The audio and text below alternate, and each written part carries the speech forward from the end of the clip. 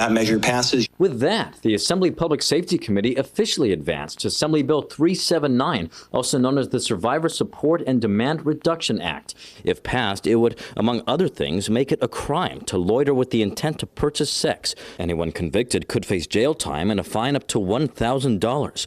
Fines collected from offenders would be put into a fund to support community-based organizations supporting victims of sex trafficking.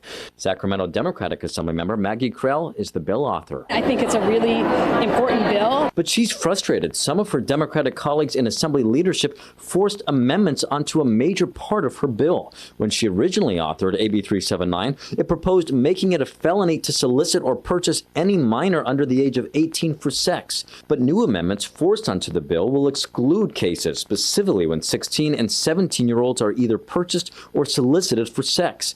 Krell was not happy with those amendments. I don't think we're doing enough to protect children from sex trafficking. I think that's pretty clear. It's clear from the survivors. It's clear from driving down to the Blade right now. There's 16 and 17-year-olds being sold for sex, and that's not okay, and we need to do more about it. Last year, the same amendments were forced on Bakersfield Republican Senator Shannon Grove's bill, SB 1414. It's one of the main reasons she was a co-author of Krell's bill this year. Her feelings on the forced amendments? It's pure evil. Minors should be protected from being bought and sold into the sex slave world. As for why the amendments are seeking to exclude 16 and 17-year-olds, well, opponents of the bill, including child trafficking survivor leader Jess Torres, argued the legislation could inadvertently lead to the arrest of 16 and 17-year-old victims who may have been forced by their traffickers to take part in illegal activity, including having sexual relations with each other or other victims. Myself and 2 other survivors I was trafficked with collectively have 64 arrests for intent-based loitering. It is severely traumatic and degrading to be arrested for your own victimization.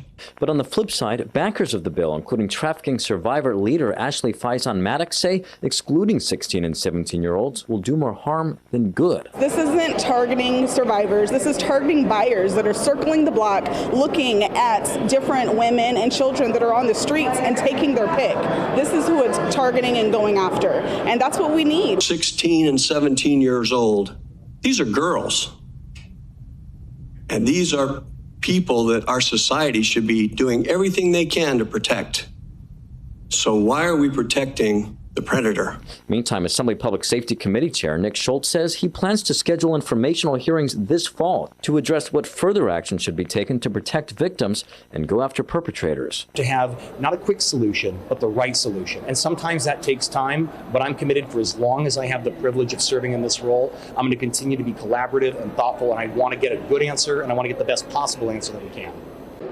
And late Tuesday afternoon, the governor's office weighed in, writing this, quote, "The law should treat all sex predators who solicit minors the same as a felony, regardless of the intended victim's age, full stop." Meantime, the bill with the forced amendments next heads to the Assembly Appropriations Committee.